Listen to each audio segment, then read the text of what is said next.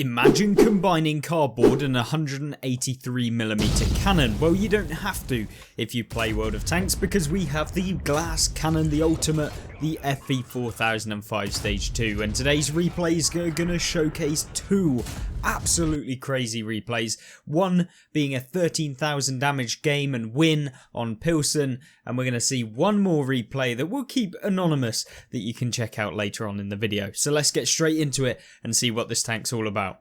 How is it going, guys? It's Epsilon here, and today's first replay is of course on Pilsen in that 13,000 damage game, where we're going to see something spectacular, and hopefully you guys do stick around to the end, because it really is a game that showcases all aspects of the FE 4005, and we do have another one as well to follow up. So two fantastic replays, and hopefully they'll kind of give you an indication as to how the Shitstar can be one of those tanks that even a fairly average player can come away with the win.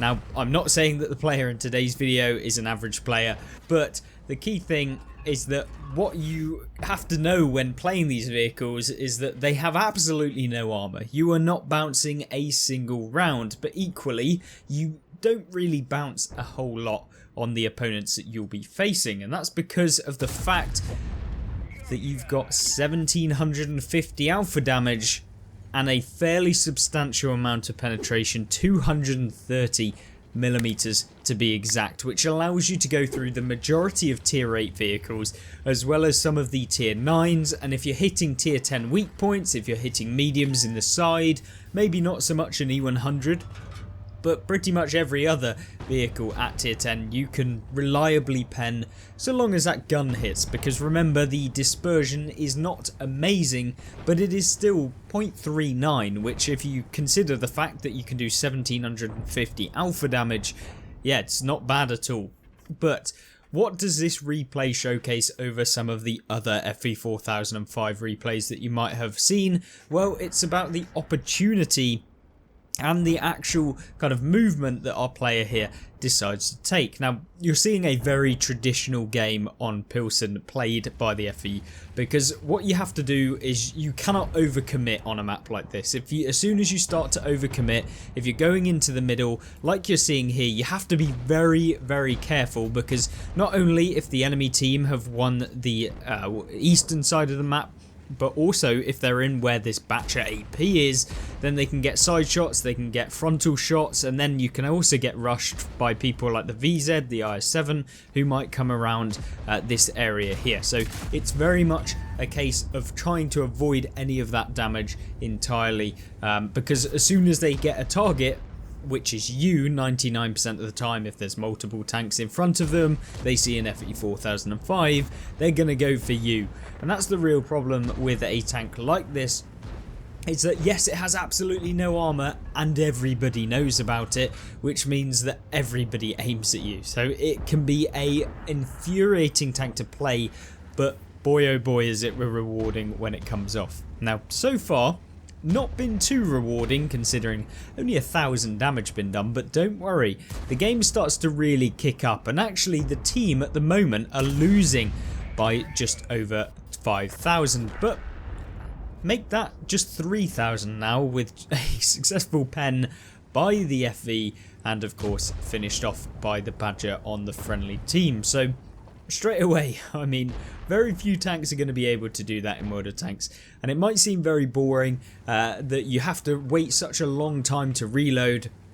But remember, if you are an expert kind of maneuverable person, or that doesn't even make sense, but if you are very good at choosing where you need to be after your reload, then this tank is really good, because as long as you are at a position to at least shoot at someone, you don't even have to pen if you're firing the Hesh rounds, because of the fact that you can essentially deal minimum about 600 damage to pretty much every heavy tank in the game. You don't have to worry all too much. Now, you're seeing here him not turning for the Batchat 25 TAP, because he's kind of thinking about the VZ, but he does indeed actually go for the AP, since that could be very dangerous. The T30 appears to have missed, but he does take a full 1,000 damage from the VZ. But the VZ is going to pay, whether that's right now, whether it's later on. Revenge always comes for those who try to be a little bit too opportunistic.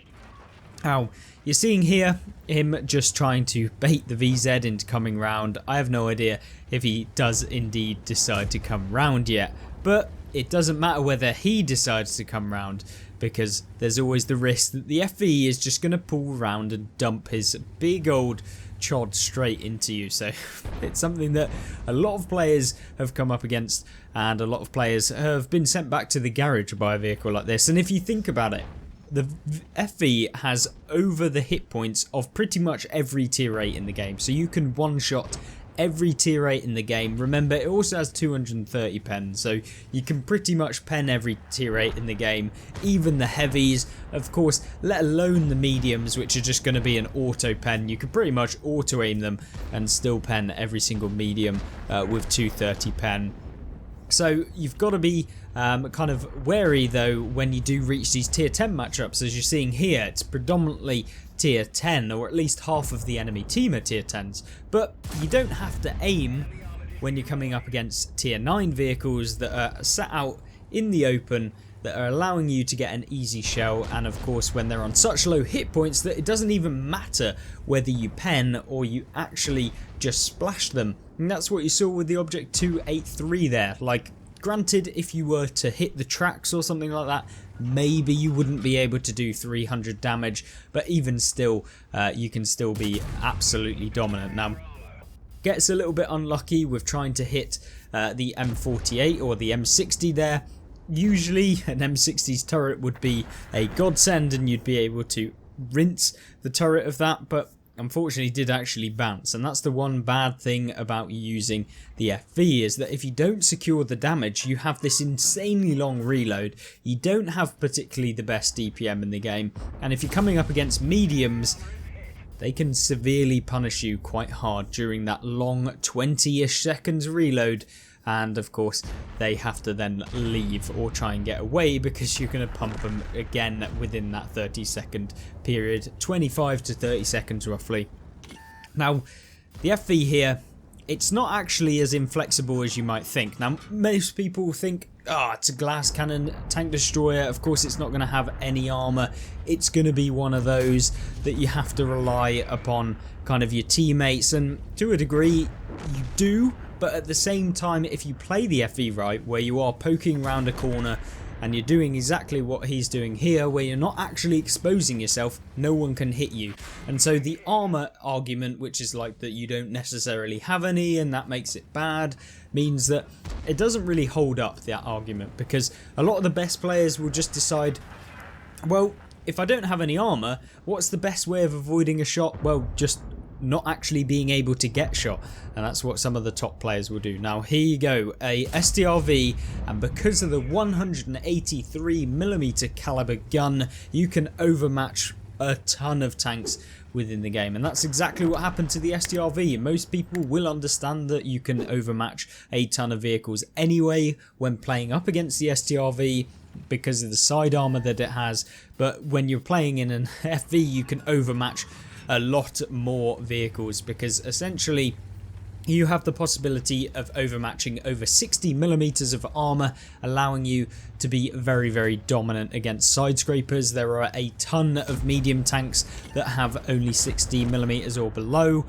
and when you're coming up against the side of a VZ, there's pretty much no way that you're going to bounce unless you hit the tracks or you actually flat out miss. Now 11,000 damage done, but there is one pesky tank destroyer left on the enemy team, which is the STRV 103B. Now he's picked up 5 kills within this replay and 11,272 damage, which is by all means one of the best games that I've seen in the FV in a while, let alone on Pilsen, which is primarily a heavy tank map, and you probably wouldn't expect it from this map, because a lot of the time you're baiting into a lot of heavy tanks. A lot of the heavy tanks at tier 10 will actually be able to bounce your rounds But one thing that won't is the side armor of the STRV, and he pumps not only one STRV but two, making it very, very easy to pick up 3,000 damage, well, over 3,000 damage in just 2 shots, which is crazy.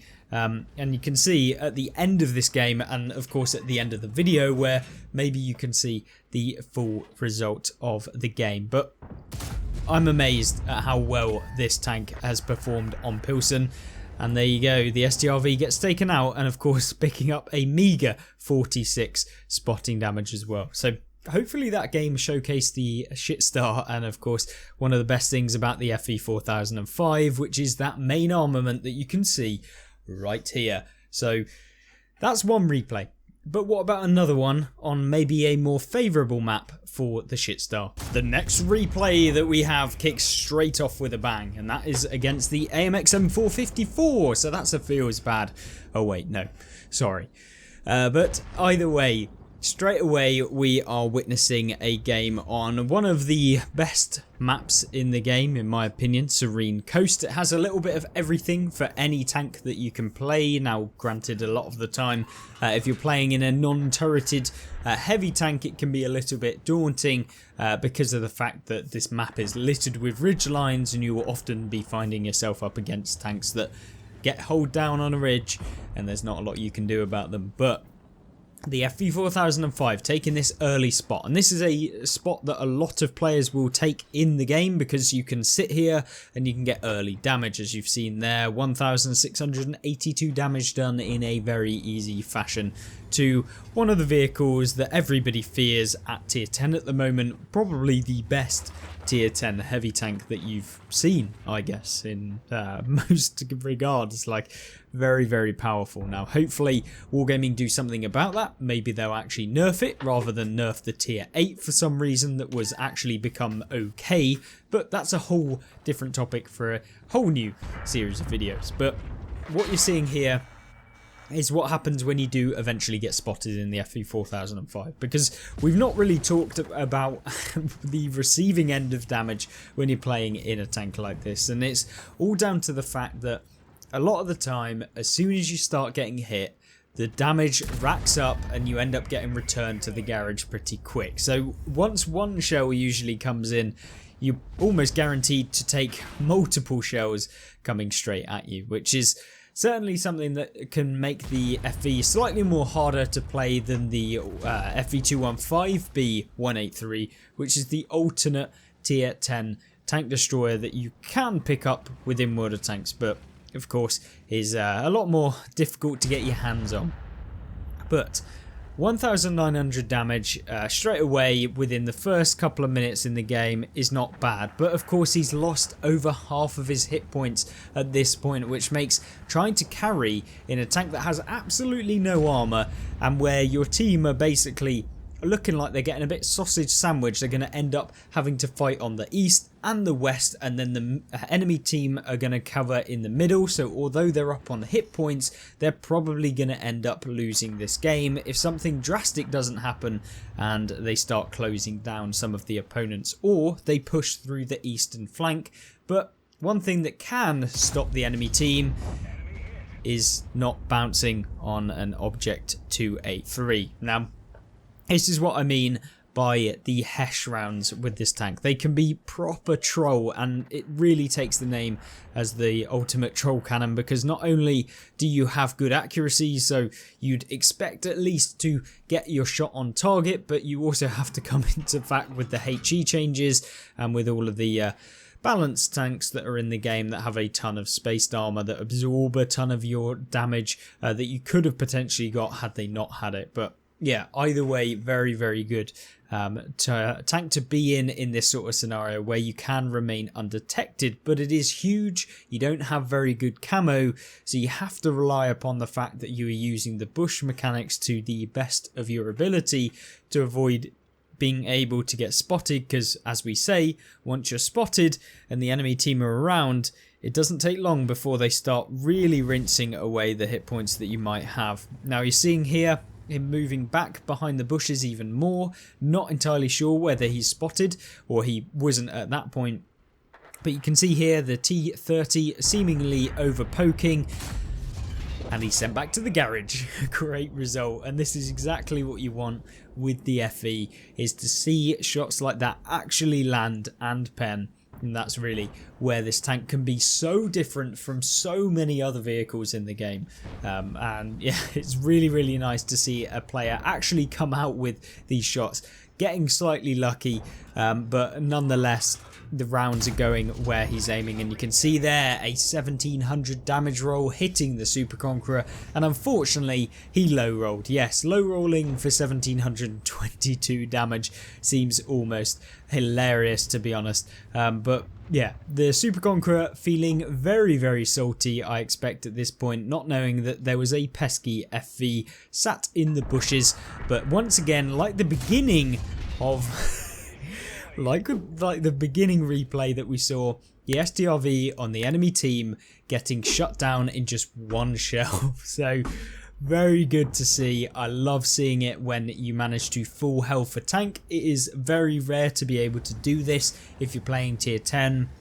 Other than if you get an ammo rack, of course a little less satisfying than an ammo rack, but still a high roll on a tier 10 coming away with a brilliant result. Now the enemy Conqueror, which is the tier 9, not the tier 10, because the tier 10's been absolutely creamed by, of course, none other than the FE, and he does the exact same to the tier 9, so might as well start as you mean to go on and finish off the second Conqueror, or at least take the 90% of the hit points of the second Conqueror you meet. Now then, at this point in the game, you're kind of running out of teammates, and as soon as you start running out of teammates, the tank gets focused very hard. So they're going to YOLO towards you, they're going to try and get that damage. But you can see here, tries to go for a shot on the AMX M454. It doesn't land, but that's not too big of a problem because he's got to rely upon his teammate and platoon mate in the Manticore to spot for him. And if he can continuously spot for him, he's going to be able to set up this nice little synergy between them both, where they can sit back, relax, they can calm it down. The enemy team aren't going to YOLO in because they're constantly spotted and they're scared of what's going to be in front of them. But you could see there, a nice round into the Tortoise, and at this point they're probably thinking it's damage limitation, it's time to get as much damage as I possibly can within the time that's left, because at the end of the day, as soon as they start getting spotted, there's 5 enemy tanks, there's a T95, there's 2 heavy tanks, there's an AMX on pretty much full health, there's a 283 on the side. You know, as soon as you get spotted, it's basically curtains. But don't worry, because this bush, for some reason, this little divot is hiding the most gigantic tank destroyer in the game, and that's lovely to see. And these games, although they might be kind of boring in between the kind of damaging hits, or at least trying to find a target, I'm hoping that it gives a good indication as to how you can kind of play the tank and what sort of shots you want to be going for. You don't want to be going for absolutely every shot that you could, because you have to rely upon the fact that you need to pen things to be able to get effective damage per minute, where you can pull around, you can deal a full shot of damage to the opponents. Now, one thing that the enemy team don't know at this point is the location of the FE, because he's not actually been spotted the entire game here. So all of the tanks that have previously gone into this position, much like the Super Conqueror, like the normal Conqueror, like the STRV, they've all taken at least one shell, and that's really where these vehicles are probably hating their life, because now the Manticore is going to come in and finish off the low hit point tanks, and the FV's going to finish off the health of the rest of the vehicles. And you can see here a T95 deciding he's going to come in. Obviously looks like he's going to be loading a HE round, or at least you'd hope he's doing that if you were on his team. Luckily doesn't manage to do that, and unfortunately does actually manage to hit the FV, and now it's down to the teammate in the Manticore to come in and try and save him. But you can only last for so long, and the Manticore does indeed shut down the T95. And there's just one very low hit point Conqueror to finish off. The Conqueror is never going to be able to outspot the Manticore, and it's pretty much a win at this point, and it's just a case of trying to find out where the Conqueror is, come up from behind him, use the camo mechanics, use the hit points that are remaining on the Manticore, and there you go. brilliant result, great synergy between both the Manticore and the FV, and a fantastic game to watch. Hopefully you guys did enjoy, and of course if you aren't already subscribed and you enjoyed this video, maybe you'd want to have a look at the most recent videos on the Mouse and on one of the most interesting vehicles, the Chieftain, which is by all intents and purposes quite broken. But thank you very much for watching. Don't forget to like the video if you haven't already, and let me know if you didn't like it in the comment section down below and what you want to see next. Thank you and goodbye.